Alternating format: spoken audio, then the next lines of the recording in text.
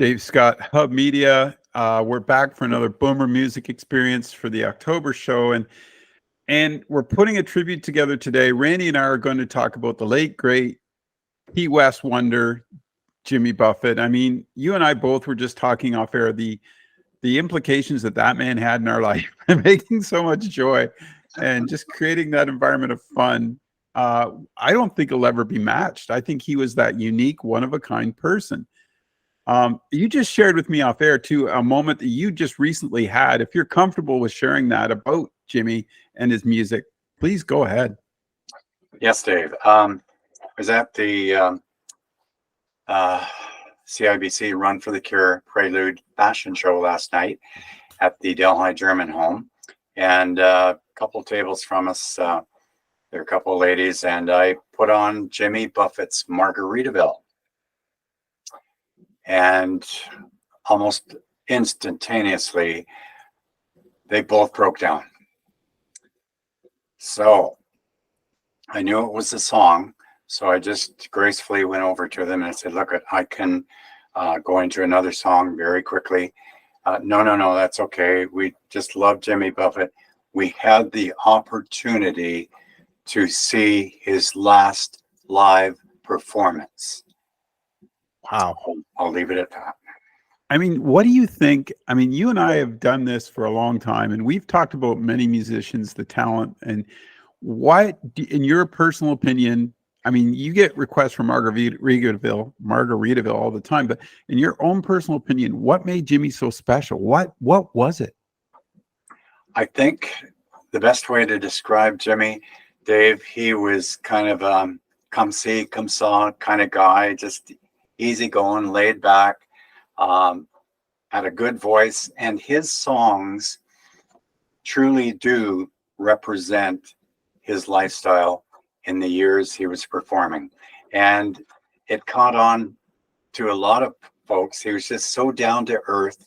And in his songs, as I mentioned, he describes his lifestyle, his life's experiences like no other. It's amazing, isn't it? When you can take that perception of what you are of yourself and put it out there for people and they love it and they accept it. I think I agree with you. He just seemed, any interview I've seen over the years, very humble, very down to earth. You know what I mean? Absolutely. And he understood that Margaritaville, he wrote it, but it was everybody's song. Like, I think that was one of the quotes I saw from him. And I thought, you nailed it. Some of the background stuff on Jimmy Buffett too is just incredible, but I'm going to give you the floor because I know you've got some information you want to share. I've written down a few notes I want to spice in there if I can. So fire away, Randy, fire away. Okay. Jimmy Buffett, James William Buffett. Jimmy was born on Christmas Day, 1946. How good is that? Jimmy was, of course, we know him as a musician, a very good musician, but he was also an author and a businessman.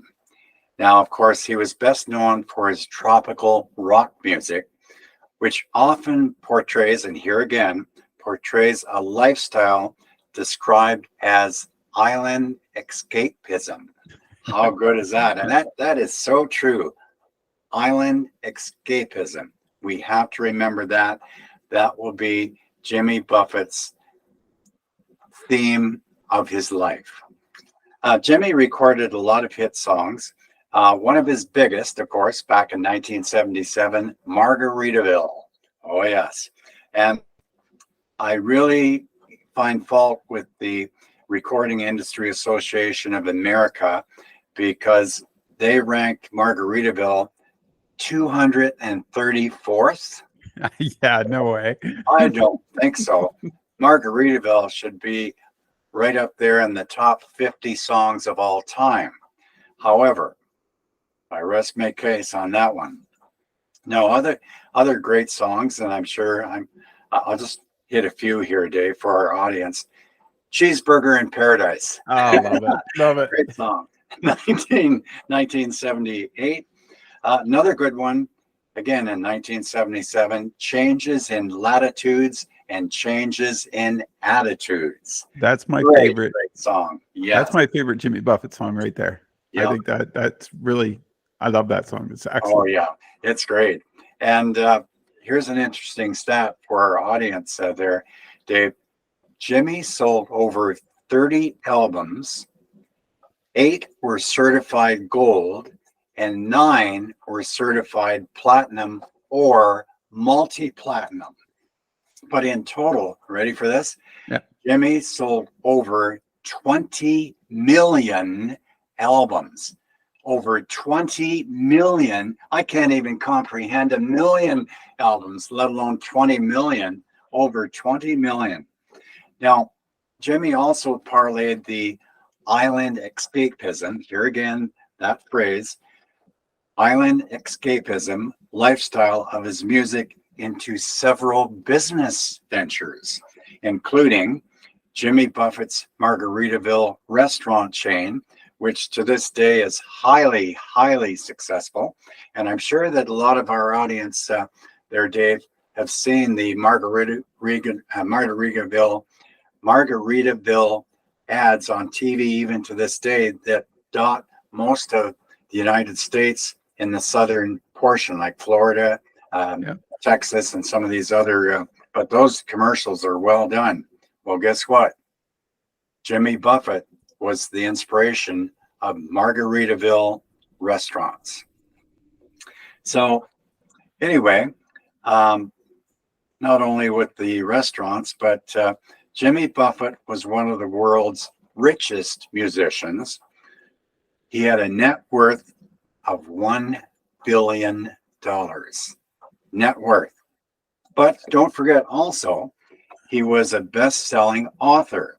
He devoted fan base composed mostly of his baby boomers. Yes. As known, and we as baby boomers were known as parrot heads. Yeah. Yeah. Parrot heads, I'll get to that a little later on in the broadcast, Dave.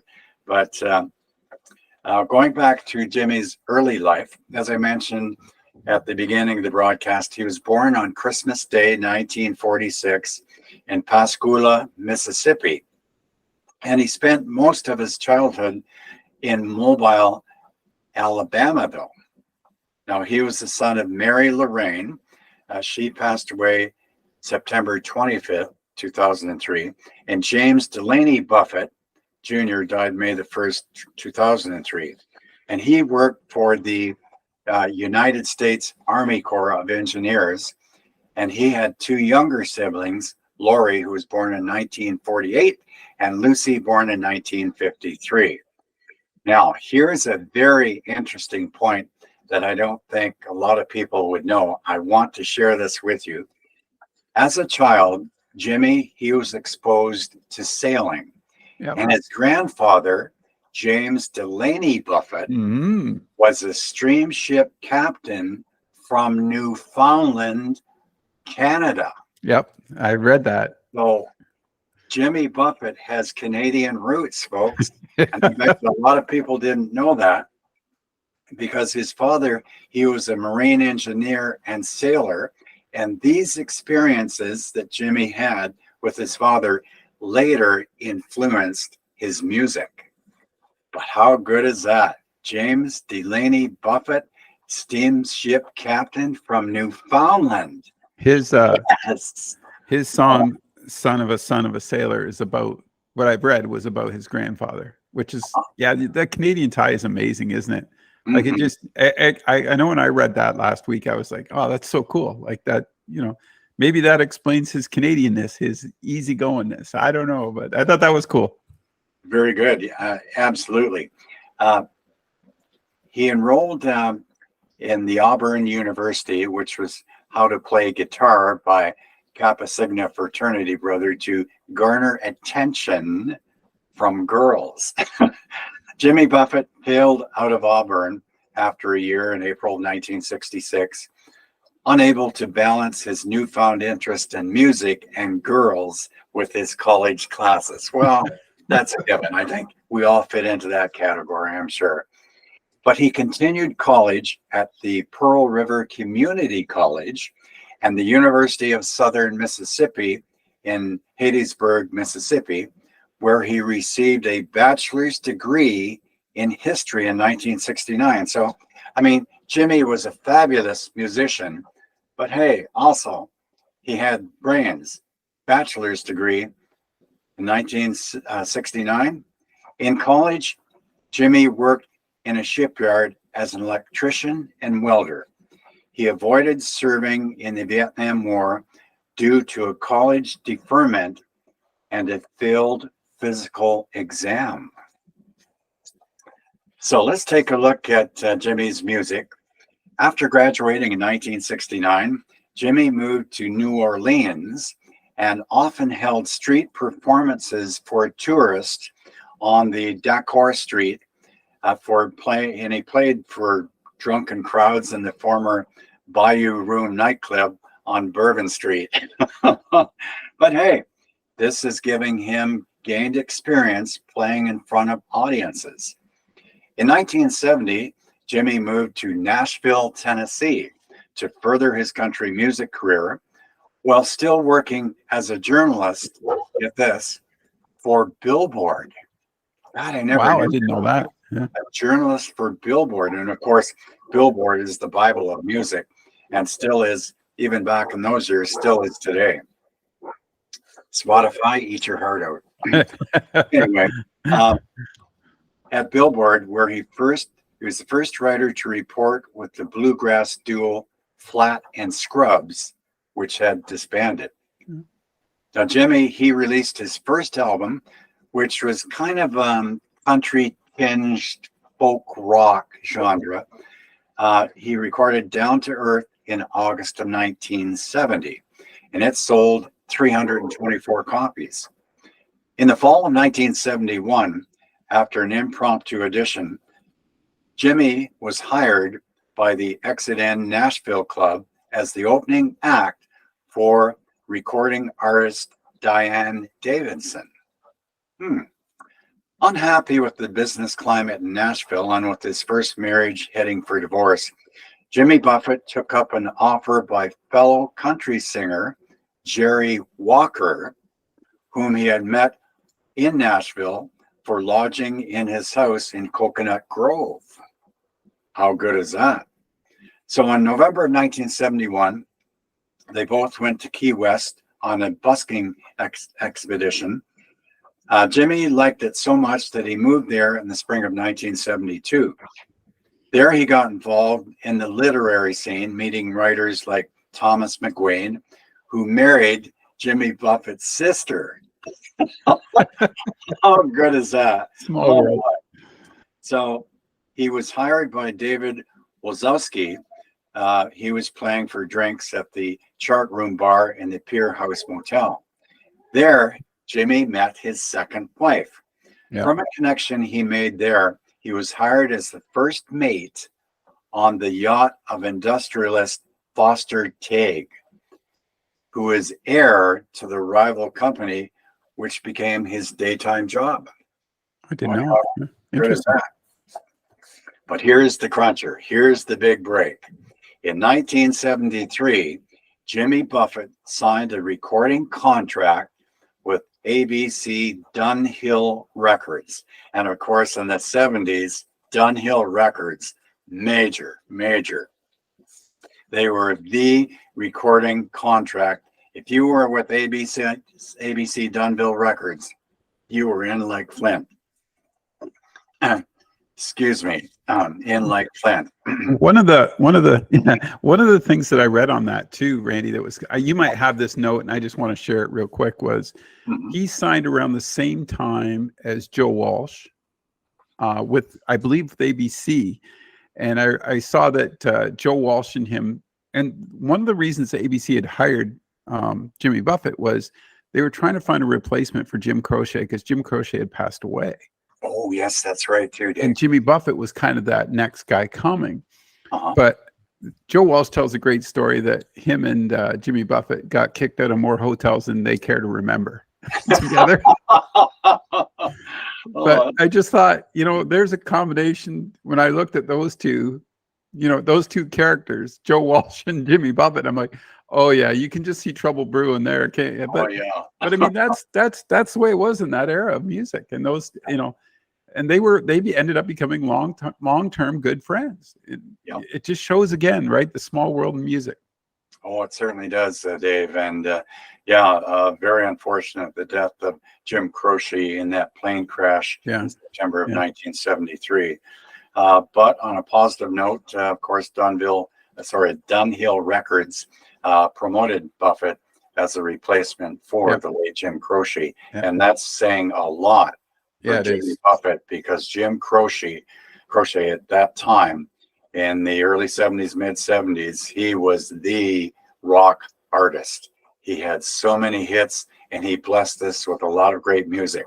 There's another topic we should hit down the road, the life of Jim Croce. Oh, for sure. I have a few albums of his that I constantly play. It's just one of that music's great. Yeah, On that, when he's now with that first album, that wasn't Come Monday, was it? That wasn't on that. What was it correct. on? It was. No, it It comes wasn't. later. Yeah. Okay. Because there's a little story there, and one of the notes I picked up along the way last week was at some point in Jimmy Buffett's career early on, they asked him sort of who he wanted to be like as a songwriter. And do you know the answer to this? You probably know the answer to this. Uh, Fellow Canadian, just passed away as well. We did a show on him recently. Gordy Lightfoot. Yep. Really? Yep. He was enthralled. He wanted to rate like Gordon Lightfoot. And I thought that speaks volumes, right? And if you listen to Come Monday, it kind of has a Gordon Lightfoot feel to it. I mean, it wasn't, obviously there was no connection there, but you can see how Jimmy Buffett's mind was working, hearing Gordon Lightfoot and wanting to incorporate that feel somehow into his music. I thought that was really, I mean, another unbelievable great Canadian, and just that we've lost. But I mean, that connection again, right? Small world music, the folk feel he was looking for a little bit in his music. Absolutely. And Gordon Lightfoot was an influence. Yeah, and with his grandfather there, as we mentioned earlier, James Delaney Buffett, steamship captain from Newfoundland. Yeah. So Jimmy Buffett, folks, did have Canadian roots. Yeah, that connection was strong. I know a lot of people aren't aware of that. Yeah, that's pretty cool. Yeah. So Jimmy Buffett's second release and his first release on ABC Dunhill Records, of course, at that time was run by Don Gant. He recorded A White Sports Coat. No, not taking a line from the other song, A White Sport Coat and a Pink Carnation. No, he created the song A White Sports Coat and the Pink Crustacean. Of course he did. Oh, that is fantastic. He recorded it at Tom Pale Glazer's studio on Music Row, and it was released June of 1973 and went into the top 10. That's pretty good. A white sports coat and a pink crustacean. Wow. Marty Robbins would be laughing at that one. Yeah. And the album featured also many other good hits. Grapefruit, Juicy Fruit, Why Don't We Get Drunk as well. These are all kind of fun songs that certainly personified the lifestyle of Jimmy Buffett. Now, again, looking at it, like Jimmy Buffett was not a drunk. He was an excellent, exceptional musician, a good businessman. He knew his place. And he had shifted in 1999. This is a very important point. Jimmy Buffett had shifted to a more relaxed concert schedule of around maybe 20 to 30 dates per year with infrequent back-to-back nights.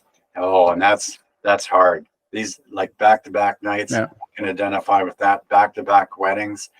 Wow, that's an energy drainer. But you give your most, you give 150% to your clients, and they do appreciate that. So in 2003, here's a good one, Dave, and I know our audience will enjoy this. In 2003, Jimmy Buffett partnered. It was a partial duet with Alan Jackson, superstar Alan Jackson, for the song It's 5 O'Clock Somewhere. Yeah. And that song is on Alan Jackson's greatest hits. It's a great song. He does it alone as Alan Jackson, but also partners with Jimmy Buffett. And their voices together on that song, utterly amazing. You get a chance to hear that, Dave, check out the Alan Jackson, Jimmy Buffett version of It's 5 O'Clock Somewhere. I actually heard that last week again, and yeah, great song, great connection with those two guys singing it. It's a must listen for sure, folks. Oh, absolutely. In May of 2005, Jimmy Buffett signed an agreement with Sirius Satellite Radio to broadcast Radio Margaritaville, which from its founding in 1998 was broadcast only online. The channel broadcasts from the Margaritaville Resort Orlando in Kissimmee, Florida, also opened up a new venue. In August of 2006, Jimmy Buffett released the album Take the Weather With You. And that's Jimmy personified right to a T. Yeah. So this song, album, Take the Weather With You, hit #1 on the country charts. Okay, so here again, Jimmy Buffett was a crossover artist. Yep. He did country and he did pop. And in the album Take the Weather With You, the album also included such hits as Breathe In, Breathe Out, Move On. I like that song. That's a great song, written in the honor of survivors of Hurricane Katrina. Oh, I didn't know that. How good is that? August 20, 2007, Jimmy Buffett was nominated at the Country Music Awards night, that is the event of the year, for his song, Hey Good Lookin', which also features Alan Jackson and George Strait, two other country Legends. superstars. Yeah. And so in August also of that year, 2007, Jimmy received a star on the Mogollon Sunwalk of Fame. And that's in Tennessee. Wow, that's fantastic.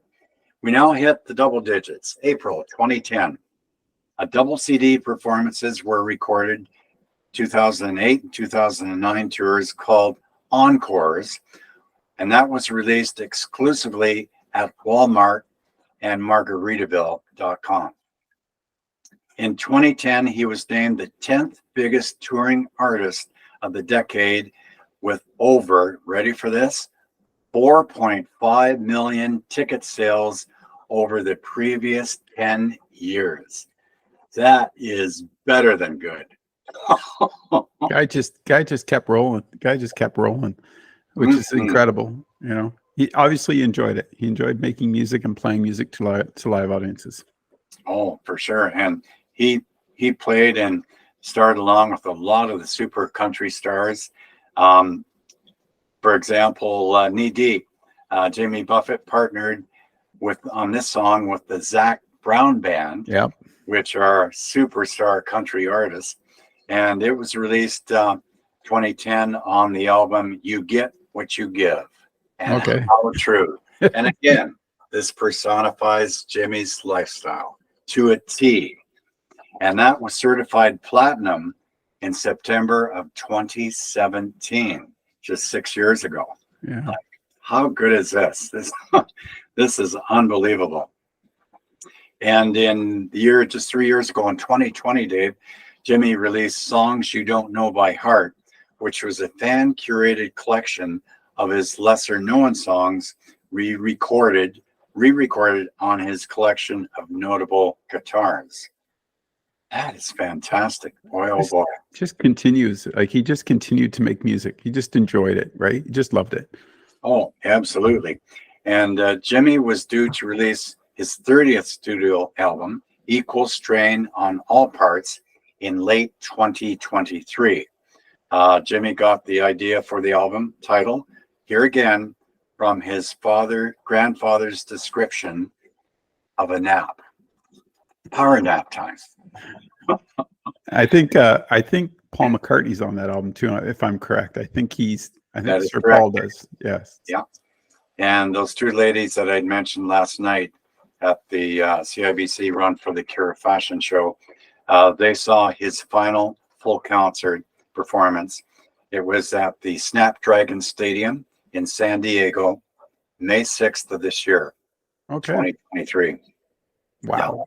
I got a couple, if you got a minute, I got a couple of little stories I had found and I wanted to share with the audience. And the one Sure. story was, it's going back to the early 70s. I think when you were saying 71, 72, when he moved to Key West, he had already been in Key West, Jimmy Buffett was, but another fellow, the record company sent this other fellow, and I don't have his name, but to go to Key West, but they gave him a girl's name, and I can't remember what the girl's name was, but they said, go find this girl in Key West. She knows everybody there. She'll introduce you. And this was a singer-songwriter. Mhm. So the guy went, and he shows up at this, basically, it sounds like a bar hotel / and he sees a guy sweeping the patio, and he goes up to the fellow, and he says, I'm supposed to find so-and-so. And the guy says, well, who are you? What do you want to know about her, type thing? And the guy said his name, and the other guy said, oh, I'm Jimmy Buffett. And the guy's story goes on, and he says, from that day forward, we were like best friends, like we became really good friends. Mhm. And he said Jimmy Buffett found him a room, put him up, said, went and got the guy, and they made this big tub, this barrel of sangria for the next day, because he said, oh, we're going to an island and you're coming with us and we're going to hang out for the day. And he said at that night, though, the problem was the janitor didn't know and dumped out all their sangria. So they didn't have anything the next day. They just had watermelon and beer. But the guy said, by noon the next day, I knew I wanted to stay in Key West with Jimmy Buffett because all the women were water skiing naked. That was the story. Wow. And it was just so Key West, so Jimmy Buffett, right? And this was before he'd met his wife. And there is, he talks about, and one other story, he talks about when the band, the Coral Reefer Band get together, they're just a ragtag group. And he said one of the stories I read was his wife who went, we got to clean these guys up to make them presentable. So the Hawaiian shirts, that was her. That was, cleaning up the band to look presentable was her, he said. And, that really helped the band give it a shine, make it more presentable, he said. But I kind of laugh, the guy just always seemed to have luck following him that way in that era, because absolutely he was just creating as he was going on the fly almost. But, you can see how his influence on people slowly took hold and how people would gravitate towards him. His own family said he was just that magnet you just wanted to hang out with, right? He was that fun guy that everybody enjoyed. And he always made the best. It seemed like any situation, he was determined to make the best of it. And I don't think there's enough people in the world like that today. My question to you, obviously Margaritaville, when you're out DJing, it's going to get played. It's going to be requested. You and I have talked about that. Is there any other songs that sort of resonate like that? Not to that extreme, I get it. But do you get many requests for other songs of Jimmy Buffett? I do, Dave, and good point, good question. I would say your favorite song of Jimmy Buffett, Changes in Latitudes and Changes in Attitudes. A lot of requests for that. Not only at regular dances, but also at weddings. Oh, yeah, for sure. Request for Jimmy Buffett, and of course Margaritaville. That will always be ingrained in people's minds as the Jimmy Buffett song. However, in his greatest hits album, there's a lot of good Jimmy Buffett. Oh, there's a lot of great. Yeah. And here's a kind of the CD. Yeah. CDs here, but I've got all kinds of CDs of Jimmy Buffett. Another good CD, Feeding the Frenzy. Yeah. This is an excellent CD of a lot of different Jimmy Buffett songs that are just as good as Margaritaville, and also Changes in Latitudes and Changes in Attitudes. And also there's a cute little one too on his greatest hits, Cheeseburger in Paradise. Yep. These are all fun, lovable songs. Yeah, Fins is another great one. Do you notice now, I'm glad you brought that up, because and one more question for you. I know you got work to do and you got to get moving, but it seems to me if I was doing a wedding or a party and it was a little bit, you're trying to get the atmosphere going, just the start of Margaritaville alone probably sees smiles all across the room, does it not? Absolutely, Dave. No question whatsoever. And when and a lot of people will get up and dance to Margaritaville. Some will stay at their tables and their toes and feet will be tapping to the beat of Margaritaville, and they'll be just kind of humming along or singing along. Yeah. So it's a win-win song at any function that I've ever DJ'd. And I've DJ'd a lot of functions over the years. And hey, but I'm still going strong. And the Duracell Bunny is with me. It'll be a while before I retire from the DJ business. It's that escapism, isn't it, that he provides? It's that as soon as you hear the start of it, any of his songs, it's that escapism. You're immediately taken away from that situation you're in, and you just feel free. I don't know. Yeah, that's all I can say. It's fantastic, and I just wanted to allude on a few things on Jimmy's musical style. Sure. Jimmy Buffett, his music combined country music, it combined rock music, folk music, calypso music, all of these different genres, and as well as some of the tropical lyric themes for a sound that we sometimes call Gulf and Western, or even more specific, tropical rock. Yeah. That really defines his music. Now, Jimmy himself, and I quote, called his music drunken Caribbean rock and roll. Oh dear. And I want to quote, this is a quote from the late Jimmy Buffett. I need to share this with our audience, Dave. And Jimmy Buffett says, "It's pure escapism is all it is. I'm not the first one to do it, nor shall I probably be the last. But I think it's really a part of the human condition that you've got to have some fun. You've got to get away from whatever you do to make a living or other parts of your life that stress you out." And Jimmy says, "I try to make it at least 50-50 fun to work. And so far, it's worked out." Unquote, the late Jimmy Buffett. What a great way to bring this show to a close. Randy, that was awesome. Thank you for taking the time today and doing this. I really appreciate it, bud. And also, Dave, I really enjoyed working with you, and many, many fine memories of Jimmy Buffett.